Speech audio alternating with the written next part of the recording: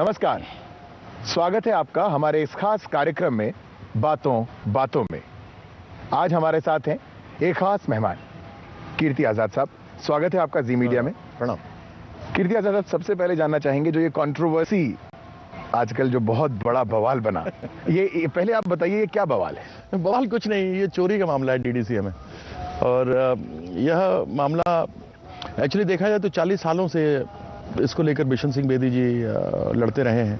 और यहाँ पर जिस समय 2006 में ये NCT cricket association of Delhi है, उस समय बिशन सिंह बेदी जी ने मुझसे कहा था, वहाँ पे लगभग 150 इंटरनेशनल क्रिकेटर्स हैं, रणजी ट्रॉफी के हैं। उन्होंने कहा कि आओ देखो, बड़ा गड़बड़ है, भ्रष्टाचार है। फिर वहाँ के बच्चे जो क्रिकेट खेलते थे उनके माँ बाप आने लगे और बोलने लगे कि बहुत गड़बड़ियाँ हो रही हैं, हम लोगों से अलग अलग चीज़ें मांगी जाती हैं, ऐसी चीज़ है जिसका मैं उल्लेख भी टेलीविज़न पर नहीं कर सकता। तो इन सब चीज़ों के बारे में उन्होंने बताया। तो एक खिलाड़ी होने के नाते जब कोई मुझे पेरेंट्स कहे कि मेरे बच्चों को खेलना छुड़वा दीजिए, तो हमको बड़ा अजीब सा लगा। जो खेल और खिलाड़ी ना तो उसका कोई जात होता है, ना कोई इसकी मज़हब होती है।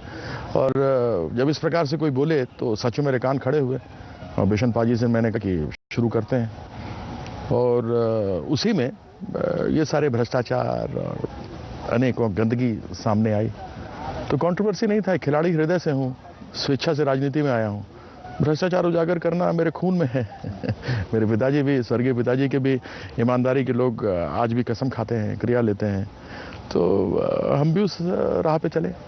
कीर्ति आजाद जी, जानना चाहेंगे आपसे, भारतीय जनता पार्टी डेमोक्रेसी के लिए जानी जाती थी, तो ये डेमोक्रेसी रह गई है पार्टी में? मतलब अगर आप सच बोलें, जैसे आप बोल रहे हैं कि हम बात करें और आपको इस तरह से नहीं हो सकता है, संभवतः सच भी हो।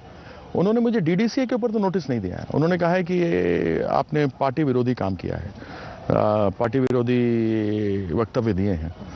तो मैं केवल उनसे ये जानना चाहता हूं कि जब हम यहाँ पे हारे थे बिहार में, तब भी टेलीविज़न पर हमने कहा था कि गलती हमारी थी, इसमें आप गलती न तो हमारे राष्ट्रीय अध्यक्ष को या प्रधानमंत्री जी को दे सकते हैं।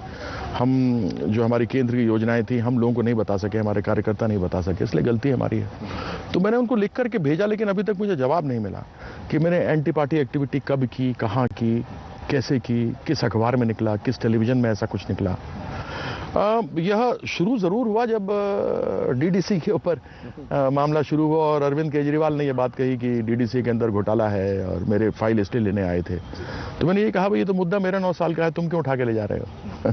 उसके इतनी सी बात थी, और इसमें किसी व्यक्ति के ऊपर तो मैंने कोई आक्षेप किया नहीं। लेकिन डेमोक्रेसी आपको लगता है फिर बची है कि नहीं बची है? क्यों नहीं, डेमोक्रेसी कोई ऐसा थोड़ा ना है कि डिक्टेटरशिप चल रही है, पाकिस्तान है या ईरान है या इराक है या सऊदीया है, ऐसा तो नहीं है हिंदुस्तान में। इतने दिनों के बाद आप बोल रहे हैं आप इस मुद्दे से भी काफी दिन से इत्तेफाक रखते रहे हैं, तो फिर ये इतनी देर में क्यों बात उठी? मतलब ये बात तो काफी पुरानी है। बिल्कुल बिल्कुल बिल्कुल पुरानी है। ये कहना बड़ा कठिन है, क्योंकि आदरणीय अमित शाह जी से पहले भी हमारे 3 राष्ट्रीय अध्यक्ष रहे। उन्होंने कभी इस विषय को पार्टी का विषय नहीं माना, क्योंकि अगर डीडीसीए पार्टी का विषय है तो आईपीएल भी विषय होना चाहिए, बीसीसीआई भी होना चाहिए। उसके ऊपर भी मैं बोलता रहा हूँ कि वहाँ कैसे घपले होते हैं, मैच फिक्सिंग होती है। यहाँ तक कि सुप्रीम कोर्ट ने हमते अंतर्गत जस्टिस मुडगिल कमेटी बनाई, जिसमें आईपीएल के अंदर गड़बड़ियाँ निकाली गई। क्वांटम ऑफ पनिशमेंट कितना होगा, सज़ा कितनी मिलेगी, वो chief justice Lodha committee report बनी, उसमें उन्होंने बताया। अभी बहुत सारे चेंजेस के लिए कहा है। अधिकतर जो सुझाव मैंने दिए थे वो सारे सुझाव लिए गए, और जो जो चीज़ मैंने उनके सामने कमीशन में रखी थी वो आई है सामने। तो मेरा स्टैंड तो विंडिकेट होता है, जो हमने कही थी वो बात सही है कि भ्रष्टाचार है। लेकिन देर हुई बहुत। देर आए दुरुस्त आए। लेकिन ये आप भी मान रहे हैं कि ये आपने काफी लंबे समय से आपको इस बारे में जानकारी थी और आपको लग रहा था गलत हो रहा है, लेकिन बोलने में शायद थोड़ी देर हो गई? नहीं, मैं तो 9 साल से बोल रहा हूँ। तब तो इस विषय को नहीं, ये उठाया अब इसलिए गया क्योंकि अरविंद केजरीवाल ने ये बात कही कि डीडीसीए की फाइल ढूंढने आए थे। ये पार्टी में लोग अब बोल रहे हैं कि क्योंकि आपको मंत्री नहीं बनाया इसलिए ये सब हुआ। यार देखिए, मंत्री बने ना बने उसका स्वार्थ तो मुझे है नहीं, और अगर मान लीजिए मंत्री बनने के मन में स्वार्थ होता तो मैं ये सब क्यों विषय बोलता? ये तो शुरू से मैं बोल रहा हूँ, पिछले साल भी बोला था, अनेकों प्रेस कॉन्फ्रेंसेस किए, लेकिन यह बात तो किसी व्यक्ति विशेष से जुड़ी नहीं थी। यह पार्टी का मामला तो था नहीं, यह तो मामला था कि वहाँ पर एक संस्था के अंदर करोड़ों का घपला हुआ, और हम जेटली जी को चिट्ठी लिखते रहे। 4 रिपोर्ट्स हैं एसएफआई रिपोर्ट में, 62 जगहों पे कानून का उल्लंघन किया है इन्होंने, कंपनी अफेयर्स का 1956 का। 2 जज कमेटी जस्टिस सरेजा कमेटी बनी थी, उसके अंदर क्लबों को कैसे खाया जाता है, माल खाया जाता है, उसके ऊपर उन्होंने दिया। वो तो जस्टिस की रिपोर्ट थी। तीसरी रिपोर्ट है जो फैक्ट फाइंडिंग रिपोर्ट इनकी अपनी है, इनके अपने जो डायरेक्टर्स हैं उन्होंने लिख के दी है कि 2009 से हेराफेरी हो रही है। तो ये सारे रिपोर्ट्स वहां पर हैं। इंटरनल ऑडिट में कहा गया है कि एंटरटेनमेंट टैक्स का वायलेशन है, वैट का वायलेशन है, सर्विस टैक्स का वायलेशन है, इनकम टैक्स का वायलेशन है। बताइए कि हिंदुस्तान का ऐसा कोई टैक्स बचा नहीं जिसका उल्लंघन इन्होंने नहीं किया है। 56 मैचेस खेले गए इस साउथ अफ्रीका के मैच के पहले। 5 डे टेस्ट मैच था, इसमें पैसे ज्यादा नहीं आते हैं। आईपीएल के हर एक मैच में पैसा आता है, करोड़ों रुपए आता है, और ये हर एक बार नुकसान दिखाते थे। अब तो जस्टिस मुडगिल जो कि मैच देख रहे थे, माननीय हाईकोर्ट ने कहा था ये पहली बार ऐसा हुआ कि इतनी सब्सिडी देने के बाद, फ्री टिकट्स देने के बाद, टिकटों के दाम कम कर देने के बाद फिर भी प्रॉफिट हुआ है। तो अब मुझे बताइए 56 मैचों में माल कौन खा के गया है? तो आप अरुण जेटली जी से कब से इस बारे में बात, आई एम श्योर बिकॉज आप एक ही पार्टी के थे, तो ऐसा तो नहीं था कि आप उनसे ऑफ द रिकॉर्ड या आगे पीछे बात करने की कोशिश लंबे समय से करते रहे होंगे? जी, हमने बहुत उनसे प्रयास किया। तो क्या रिएक्शन क्या रहा, क्या क्यों ऐसा हो रहा? संभवतः उनके पास समय नहीं रहा होगा, कुछ रिस्पॉन्स मिला ही नहीं। अब क्या रहा कि जितने भी मिनट्स के कागज हैं, जितने मिनट्स हैं, जितनी एग्जीक्यूटिव कमेटी की मीटिंग हुई है, डिसीजंस लिए गए हैं, बैलेंस शीट है, सब पर उनके सिग्नेचर हैं। भाई तो आप नॉन एग्जीक्यूटिव तो हो नहीं सकते ना। अब मुझे एक चीज ये बताइए कि आप हैं हेड, और आपसे मैं कागज पे साइन करा जा रहा हूं कि ये 4 करोड़ 17 लाख इसको दे दिया, 2 महीने पहले कंपनी बनी, नेचर ऑफ वर्क क्या है, ऑफिस का है नहीं, फ्रॉड है, मैं आपसे कागज साइन करवा रहा हूं। मैं आपका अपना हूं कि दुश्मन हूं? और वहीं कोई दूसरा आदमी आपको बोल रहा है देखो जो कीर्ति आपसे कागज साइन करा रहा है ये गलत है। तो दोस्त वो हुआ कि मैं हुआ? शुभचिंतक वो हुआ कि मैं हुआ? जो गलत बता रहा है आपको कि देखो ये गलत कर रहे हैं आप, तो शुभचिंतक कौन रहा? तो मैं बताता रहा, मैं शुभचिंतक था। संभवतः उनको उनमें अंधविश्वास था ज्यादा। क्या आपको लगता है अरुण जेटली पार्टी हो गए हैं? अब ये मैं कैसे कह सकता हूँ, ये तो आपको जाके अध्यक्ष से पूछना होगा। नहीं, आपने आई एम श्योर इस बीच काफी कुछ अनुभव किया पार्टी में। मैं कुछ नहीं कह सकता इसमें क्या कहूँ, मुझे बताइए। देखिए दूसरी बात ये है कि मुझे नोटिस मिला और डीडीसी तो है ही नहीं, तो मैं कैसे कह दूं कि वो पार्टी हो गए?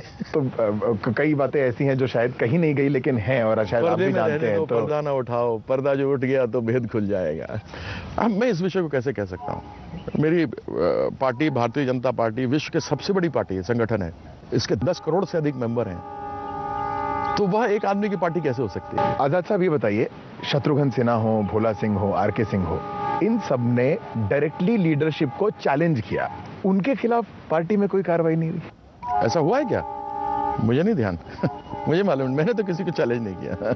नहीं, मैं बोल रहा हूं उन लोगों ने, ये जो 3 नाम मैं आपको बता रहा हूं, इन्होंने पार्टी लीडरशिप को सीधे सीधे चैलेंज करा है। सीधे सीधे, जिसे हम जो पार्टी कहती है पार्टी विरोधी गतिविधि या पार्टी के खिलाफ। भोला सिंह जी बहुत सीनियर है, मेरे पिताजी के समय से एक पॉलिटिशियन है, तो आप समझिए मेरे लिए पिता समान है।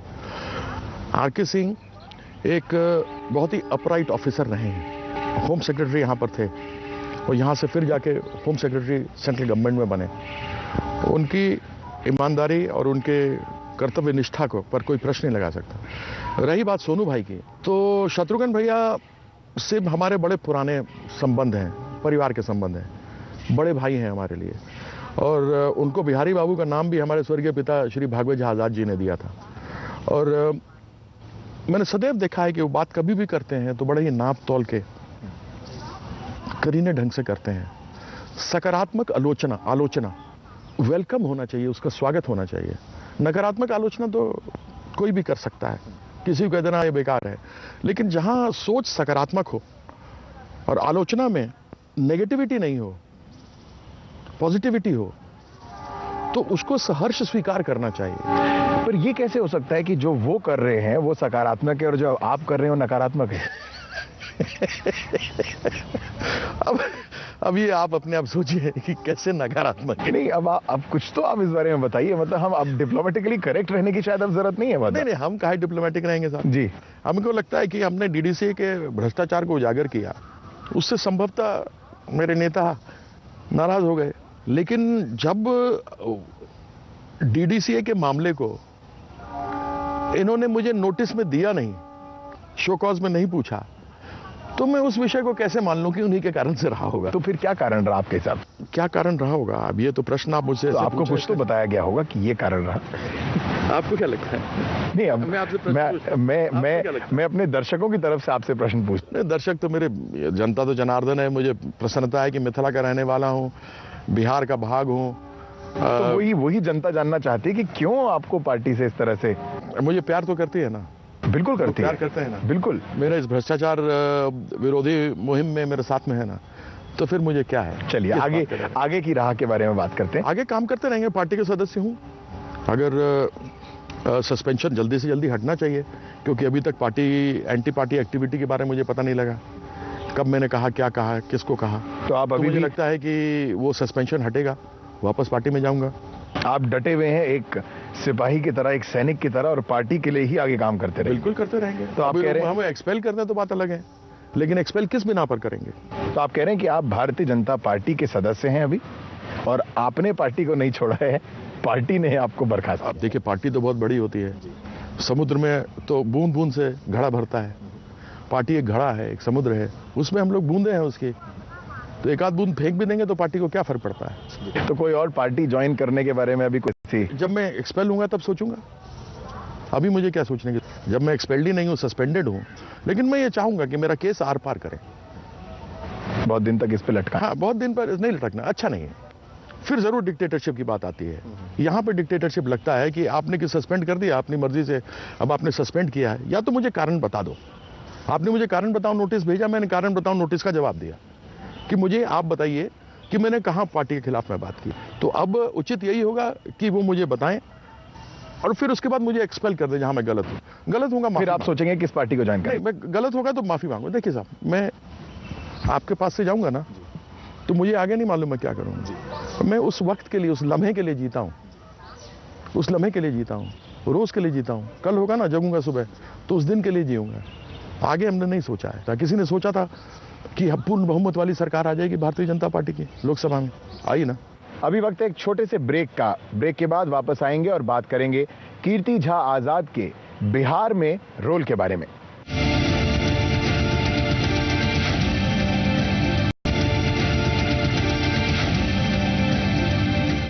Welcome back. आप देख रहे हैं बातों बातों में। हम बात कर रहे हैं बीजेपी से बर्खास्त नेता कीर्ति झा आजाद से। जब आपके बारे में ये सब बातें आई तो सबसे पहले सुशील मोदी जी झंडा लेके खड़े हो गए और उन्होंने सीधे सीधे आपकी खिलाफत करी। ऐसा क्या? सुशील जी की बहुत इज्जत करता, उन्होंने कह दिया, कोई प्रॉब्लम वाली बात नहीं है। संभव तो वो समझे नहीं, उनके कई कारण हो सकते हैं, लेकिन मुझे उनसे किसी प्रकार का कोई गिला नहीं है, कोई शिकायत नहीं है। लेकिन ऐसा क्या कि अचानक से जैसी ये बात उठी तो वो सीधे आपके खिलाफ झंडा लेके खड़े हो गए? अब खड़े हो गया, बड़े हैं, वो जो चाहें वो कर सकते हैं। मैं उनका सम्मान करता हूं, करता रहूंगा। कुछ गिले शिकवे थे क्या? नहीं, हमको कोई गिले शिकवे नहीं। उनके पास होंगे तो वो आप उनसे पूछिएगा। मुझे कोई गिले शिकवे नहीं है। मेरा अगर गिला शिकवा है तो भ्रष्टाचार के विरुद्ध है, उसके विरुद्ध लड़ूंगा। उनको शायद संभवतः पूरे केस का मालूम नहीं है, इसलिए उन्होंने ऐसा कहा होगा। अगर उन्होंने मुझसे पूछा होता तो वो भी मेरे समर्थन में, इस भ्रष्टाचार जो डीडीसी में हुआ है, मेरे साथ रहते। चुनाव के दौरान आपके ऊपर आरोप लगे कि आपने चुनाव प्रचार नहीं किया, तो आपने चुनाव प्रचार क्यों नहीं किया, लोग जानना चाहते हैं। मैं जानना चाहता हूं ना, मैंने कहा नहीं किया। आप मुझे बताइए, पूरे बिहार में लोग 40,000, 50,000, 60,000 से हारे। लेकिन आपसे बहुत उम्मीद थी पार्टी को। पार्टी चाहती थी कि आप पूरे बिहार में चुनाव प्रचार। अरे भाई साहब, मेरे पास अपने जिले में गाड़ी घुमाने के लिए मेरे पास कागज नहीं था। मेरे को विधानसभा मुझे परमिशन लेनी पड़ती थी। मैं बिहार, जब अपने जिले के लिए नहीं मेरे पास था, मैं बिहार में कहां जाता? मुझे अगर कोई कहेगा तो मैं जाने को तैयार था ना। लास्ट डे आदरणीय राजनाथ जी आए तो उनके हेलीकॉप्टर में 3 जगह पे घूमा, अन्यथा तो मैं क्षेत्र में था। हार के कारण पे बात कर लेते हैं। आपको क्या लगता है सबसे बड़ा कारण क्या रहा और छोटे छोटे कारण क्या रहे आपकी पार्टी के हार के? मेरी सोच ये है कि जो बातें हम नीचे तक हमें ले जानी चाहिए थी वो हम नहीं ले जा सके। जो अच्छे कार्य कर रहे थे, जो हमारी सरकार करना चाहती थी, एक ही साल हमको आए हुए हुआ था। दूसरी बात, नरेंद्र मोदी जी की सभाएं बहुत अच्छी हो रही थी, तो उसमें जितने कैंडिडेट थे उन लोगों ने, सभा हो गई हमारे यहाँ 4 लाख की हुई थी, तो कैंडिडेट भी ढीले पड़ गए। अच्छा, काफ़ी इसमें नए कैंडिडेट थे जो पहली बार लड़ रहे थे। ये पहले चुनाव कभी लड़े नहीं थे, क्योंकि पिछली बार जब हम लड़े थे तो अलायंस में थे, हमने 100 सीटें लड़ी थी, अब की 163 सीटें लड़ी थी। तो बहुत सबको उतना मालूम भी नहीं था, और जब वो आए उन्होंने देखा, अरे वाह क्या मीटिंग में, हम तो जीत गए। तो जो अंत तक जाकर के उनको मेहनत करनी चाहिए थी, सो मैंने भी कही थी उनसे कि अंत तक आप जाइए। और दूसरा, दुर्भाग्यवश जातीय समीकरण गड़बड़ हो गया और एक बात बाहरी और बिहारी वाली हो गई, तो वो सारी चीजें नीचे तक में गई। आपने कहा जातीय समीकरण गड़बड़ा गए। हमने सुशील मोदी जी से इसी कार्यक्रम में एक सवाल पूछा था कि आपकी पार्टी के सभी लगभग बड़े नेता बिहार में पिछड़ी जाति से थे, फिर क्यों ये जातीय समीकरण गड़बड़ा गए? यह तो कहना कठिन है जी। ये तो हवा की बात होती है, लोग चलाने वाले जानते हैं। कुछ लोग बड़े क्या उस लीडरशिप भाषण देने में बड़े अच्छे होते हैं। आप मानते हैं कि जो वो लीडरशिप है वो भाषण दे रही है और ग्राउंड पे काम नहीं कर पा रही है? देखिए, बहुत कुछ निर्भर करता है आपके कार्यकर्ता पर जी। बहुत कुछ निर्भर करता है जो चुनाव लड़ रहा है उस पर। अब जैसा मैंने आपको बताया कि लोकसभा में हम जीते, अच्छी तरह से जीते। आप तब ये देखिए कि उस समय लालू जी और नीतीश जी अलग थे, कांग्रेस भी अलग थी। उन वोट्स को आप इकट्ठा कर लीजिए तो आप देखिएगा लोकसभा की सीटें जीते हुए थे। कुछ चीजें होती हैं जिसको कि स्वीकार करना चाहिए। अगर आप सत्य को स्वीकार नहीं करेंगे तो अंततः आपको मार खानी पड़ेगी, इसलिए सत्य को स्वीकारना आवश्यक है। और मेरे मन में उस समय यह बात थी, जिस समय चुनाव होने वाला था, कि पता नहीं हम अच्छा कर पाएंगे या नहीं कर पाएंगे। लेकिन जहां जहां मैं मोदी जी के कार्यक्रम देख रहा था, नरेंद्र मोदी जी के senior Modi, prime minister Modi, तो वहां पर जिस तरह से भीड़ आ रही थी, लोगों में उत्साह था, उससे मुझे भी पूरा भरोसा था कि मेरी सरकार बनेगी, लेकिन हो न सका।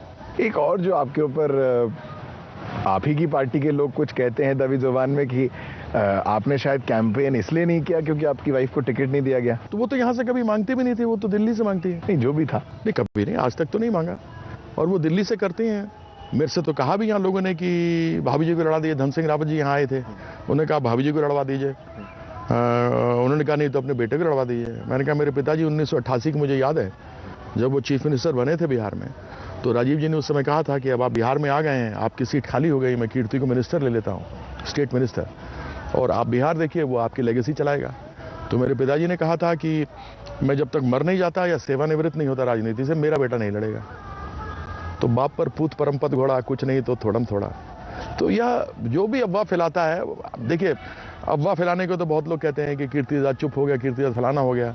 लोग दिल्ली मेरे बारे में अफवाह उड़ाते हैं, कौन से कहाँ अफवाह उड़ाता है। अंग्रेजी में कहावत है, your popularity is known by the number of critics you have, more the merrier. और जब बड़े बड़े नेता ऐसा सोचते हैं तो फिर तो यह समझ में है कि लोगों के जरूर आंखों में खटकता हूं मैं। तो यह तो मेरे लिए बड़ी प्रसन्नता की बात है जब इस प्रकार से लोग बातें करते हैं। आपके पिताजी भगवत झा आजाद साहब और आपकी, अगर हम कंट्रीब्यूशन की बात करें, आप दोनों के कंट्रीब्यूशन को हम जानना चाहेंगे। मेरे पिताजी एक तो स्वतंत्रता सेनानी थे, वो आए, फिर आप देखते हैं 3 उन्होंने माफियाओं को पकड़ा। गरेवान से पकड़ा तो कांग्रेसी घबरा गई, उनको निकाल दिया उन्होंने। एक तो कोल माफिया था, बिस्कोमान माफिया था, एजुकेशन माफिया। तो एक ईमानदारी हम लोग के खून में है। यहाँ से आज तक बीजेपी जीती नहीं थी, 52 से इतिहास से कोई दोबारा नहीं जीता। चाहे पंडित विनोदानंद झा जी रहे हों, आदरणीय ललित बाबू रहे हों, हरिनाथ मिश्रा जी रहे हों, सुरेंद्र सुमन रहे हों, शकीलुर रहमान साहब रहे हों, विजय मिश्रा जी रहे हों, तो कोई 2 बार नहीं जीता। लेकिन मुझे यहाँ लोगों ने 3 बार अवसर दिया।